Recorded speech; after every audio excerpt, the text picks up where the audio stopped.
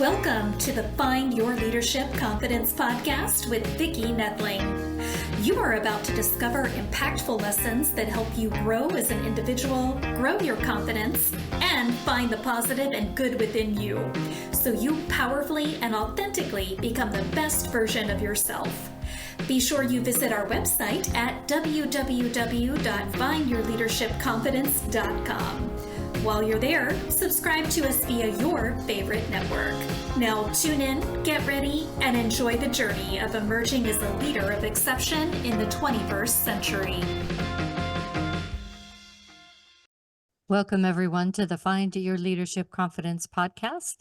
I'm your host, Vicki Noethling, coming to you from Roswell, Georgia. The goal of this podcast is to bring topics and guests that will empower you to become that confident leader and take your business and your life to the next level. Today, I am very excited to speak with Charisse Walker, and let me tell you a little bit about Charisse. Charisse is not your typical real estate investor. Her journey from living on food stamps to financial freedom has shaped her into a tenuous and compassionate coach and speaker. Fueled by her own experiences of financial destitution and a burning desire to break free from the chain of financial struggle, Charisse delved into the world of real estate investing with a determination to succeed. Today, she resides in a home where her passive income pays the mortgage, reaping the benefits of passive income generated by her robust real estate portfolio, and now helps others do the same. She has helped over 100 clients embark on their own journey of wealth creation and experience transformation in their net worth. Under her guidance, her clients have experienced life-altering shifts, breaking free from mundane jobs and embracing the retiree lifestyle they had only dreamed of. Charisse is now on a mission to empower 100,000 real estate investors to create at least $5,000 a month in passive income by 2033. So today, our theme is going to be forging your journey of wealth creation. Please join me in welcoming my guest, Charisse Walker. Welcome, Charisse. Well, thank you for having me. Oh, you're welcome. It's funny, just the other day, we had talked before, and you had mentioned that you've got your toe in a couple different waters, and I do as well. And my husband said to me, I thought you would have gone into real estate. And see, and never say never, because Right. I do love the whole aspect of homes, and I was an addict for the DIY stuff. So I think that's why he thought that. All right, Gotcha. Let's start with the easy question, which is, where do you call home? Where do you live? It's in Davis County. It's about 20 minutes north of Salt Lake. So we lived in Salt Lake County for 25 years. And so I started at, about 30 minutes south of Salt Lake. And then I've slowly over the last 30 years, I'm moving north. So, yep. Salt Lake, Utah. Yes. Beautiful area too. So just tell us a little bit more about your backstory, because I think it will be empowering and inspiring for others to hear. So if you would just take a few minutes to talk about that. Sure. Okay. So I actually, at 22 years old, got into, it fell in my lap, actually. I started working at a college, and then I would say within 2 weeks or a month that I was working there, they came to me and asked me to teach college. And they said, "Hey, have you ever thought about teaching?" And I said, "Well, yeah, actually, I used to want to be a teacher." And they're like, "Okay, great. Here's the book. You teach in 2 hours." I'm like, "Oh." And it's a 4-hour class. And so because it was what I graduated in, I was grateful for that. But so then they brought me on full time right after that. And so I taught for about 7 years. Then I became the dean, and then I became the director. And then I was moved over to another college where I opened it up in the Valley. And I, worked my tail off. And I got the school accredited, and a couple weeks later, I show up one day and my boss is there with somebody else and said, "Hey, I want to introduce you to your replacement." I'm like, "What?" My school was doing better than my bosses, and so it didn't make sense, but divine intervention, there's a reason for everything. Ended up working for corporate, but I realized right then and there, because I was a single mom going through a divorce at the time. I was opening this college, and I sent my kids off to their cousins for about a month and to spend with their dads. Well, I could get the school accredited, so I'd come at like 8 a.m, leave at 2 o'clock the next day, never having left, just staying and working, working, working. So I thought, if I'm going to give that much time and effort to something that's not even mine, and they can just say goodbye anytime, that doesn't work for me Yeah. anymore. So Mm-mm. it was that pivotal moment there that I realized that I needed to make sure that I created a life that I didn't have to be dependent on that 9 to 5, and that I could do what I wanted and find my passion. And so that's kind of how I got into real estate. Became a real estate investor, and then I got my license. And so I've been kind of doing both. And that's how it's quite a long story, but we invested in some real estate that was, well, some business ventures with a family member and a very, very close friend of mine, both of which went belly up and deeply, deeply in Mm. debt. And so obviously, we were on food stamps at some point, but we started flipping homes and we were able to turn that around pretty quickly. And so, yeah, we live in a very comfortable home and don't have the financial worries that we had at one point because of our real estate investing. Awesome. Mhm. You just didn't give up. You got down, but you got right back up. Yeah. Awesome. So, what are some of the lessons you learned during the time you returned to school while working full time and juggling your career and your family? Yeah. I mean, your life seemed to be on a really roller coaster for a little bit there. It has been. I think, I was at a point where I had twin 3-year-olds and I had a newborn baby, and I was on maternity leave. And, this is when I was in the proprietary industry, the education. And my boss calls me into his office. He's like, with a smile, he's like, "Hey, we're going to have to let you go." Because I was one of the only females in this male-dominated Awesome. school. Yeah. And so I'm like, "Well, you can't. I'm grandfathered in." He goes, "Oh, no, no, we're going to let you go." And so I'm like, "Huh?" And so, gratefully I was protected, but I'm never going to let that happen as well. And so I went and enrolled in my master's program that day. And I finished a 24-month program in 15 months working full time, having, a newborn baby, twins. And so I think for Nuts. me, I've learned, bring it on. If you're going to give me a challenge, it's not going to deflate me. It's just one of those things that you have to just keep working hard and you have to believe in yourself. And I think the more that keeps getting thrown at you, the more you have to throw back and punch back and say, "No, this isn't going to define who I am. I get to decide who I am." Awesome. So, one of those children, I don't know Mhm. if it's your twins or your single child there, Yeah. is a special needs child. And so, what is the experience that you've had for doing real estate, doing everything else? I mean, has it been better for you being an entrepreneur to take care of the special needs child than it was maybe? Again, I don't know if it was during their school time or not, but talk Yeah. to me about that. Yeah, so that's the divine intervention because I have 6 kids actually. But when I was a Oh, single mom, I had 4. And so my little 3-year-old, the day that I found out I was losing my job was the day he actually got kicked out of preschool. We tease him to this day because he was um, 3 and he's 18 right now. But, um, you know, it was the perfect day and perfect timing because I could have just "Oh my gosh, my life is ruined." But instead I contacted, my corporate people and they hired me on. So I was able to work from home. And so to answer your question, I have 2 special needs. Both my boys are autistic. One has Asperger's, the other is on the spectrum. So I guess they're both on the spectrum. But yeah, so I did have to quit my job because my oldest, I had my twins, the boy is the one that has the mhm. issues. And then my youngest boy, he absolutely needed me full time. I feel like I Mm. have 3 high school diplomas in addition to my own because helping them. So if I Yes. had to work my 70-hour job, at the college, I would not have been able to do that. And so Mm. absolutely entrepreneurs the way that I've been able to get through. And I've made more money than working the W-2. And it's wonderful too, the example that you're setting for these 6 kids, Mm-hmm. the lessons that they're learning through life. Hopefully they're paying attention, Hoping. hoping. It's funny. It isn't until they're 30 you realize that, oh God, you did listen to me, you know? Yeah. Waiting. Yeah. So let's talk a bit about nurturing and guiding children then. What are some effective parenting things that you've learned that, and I want to also kind of focus more on the financial piece too, Right. because, you know, in schools, we don't really give them Mm-hmm.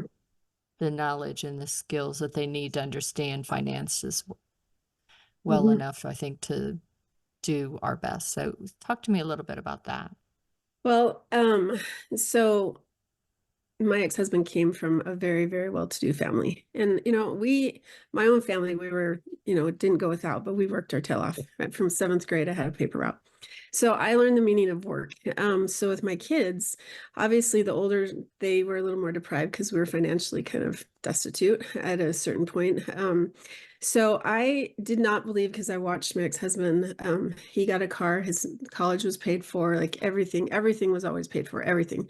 And I don't like to talk bad, but because of that, I think it's handicapped him. And so because of that, I chose that I was not going to raise my kids like that. So I did have the means to be able to buy him a car, but I actually just came across the contract. So sitting at the dealership, I paid for the car, and then I made them write me a contract.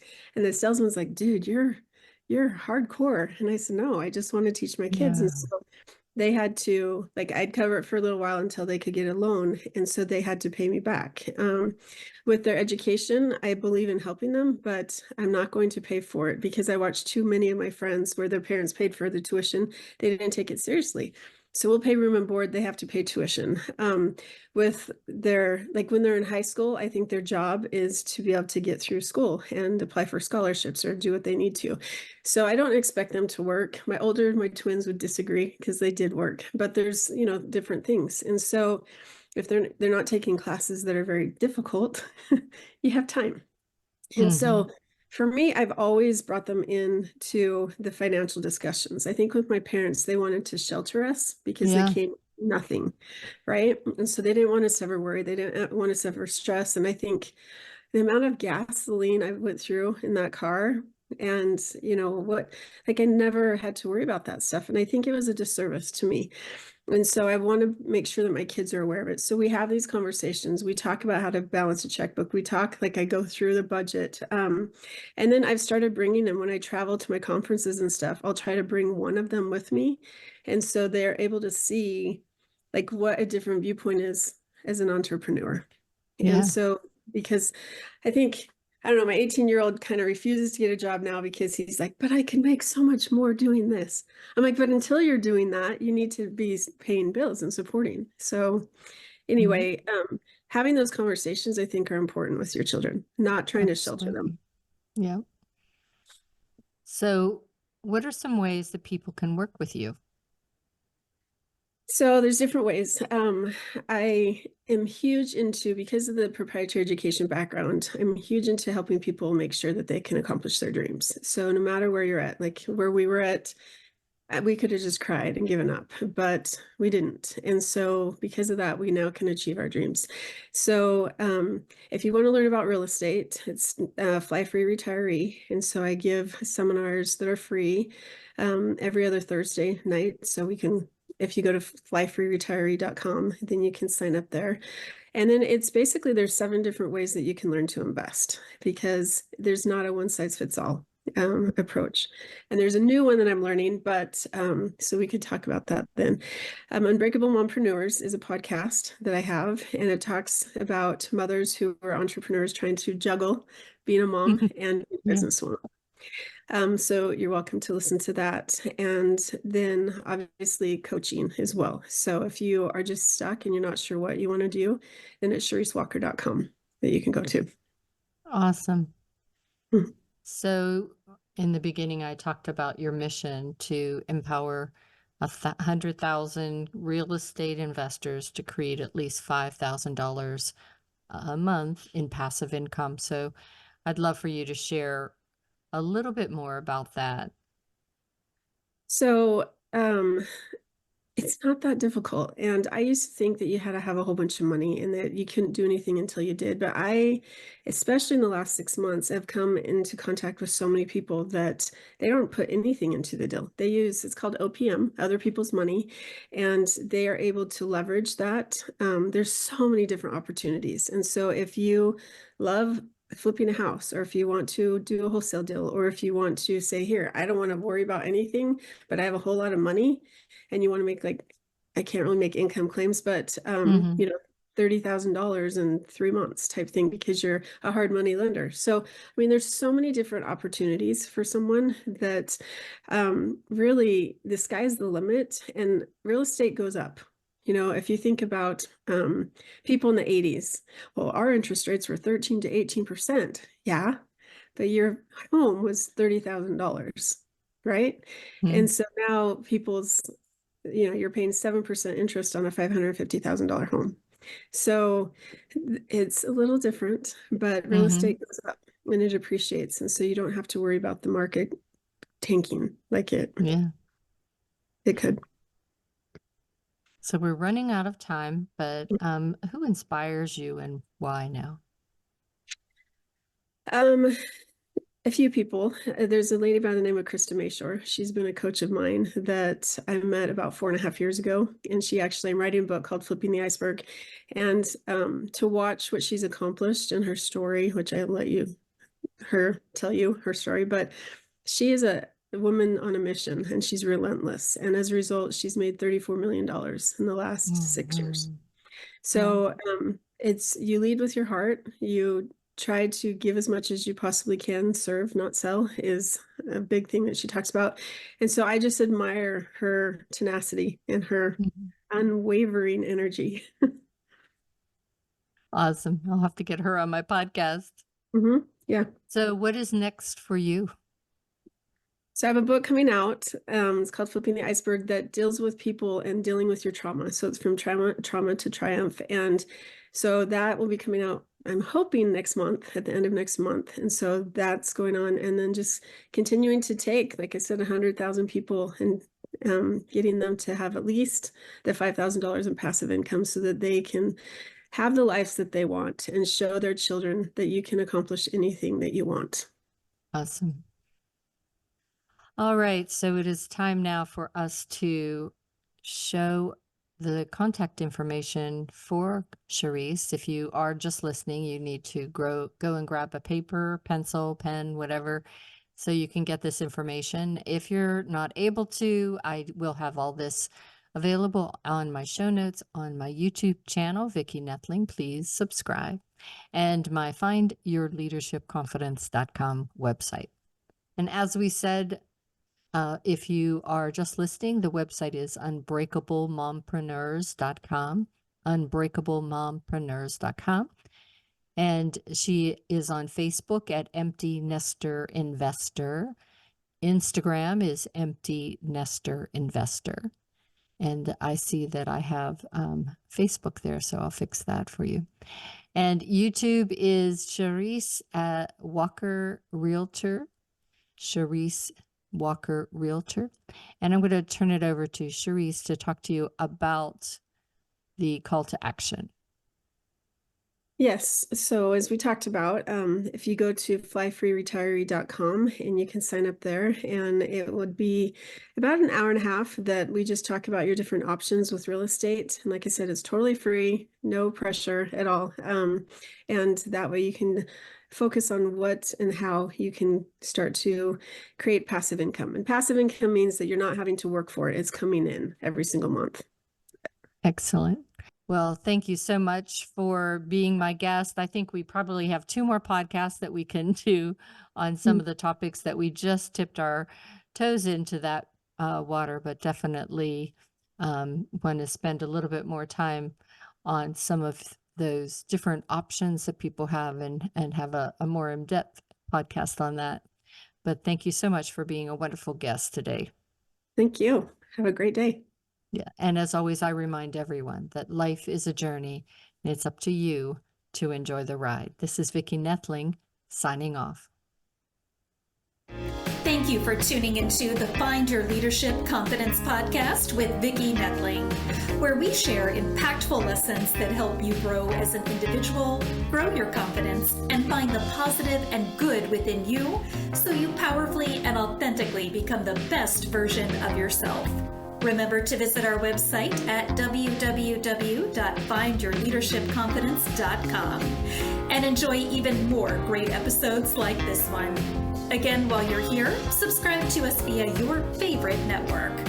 We look forward to seeing you next time on the Find Your Leadership Confidence podcast.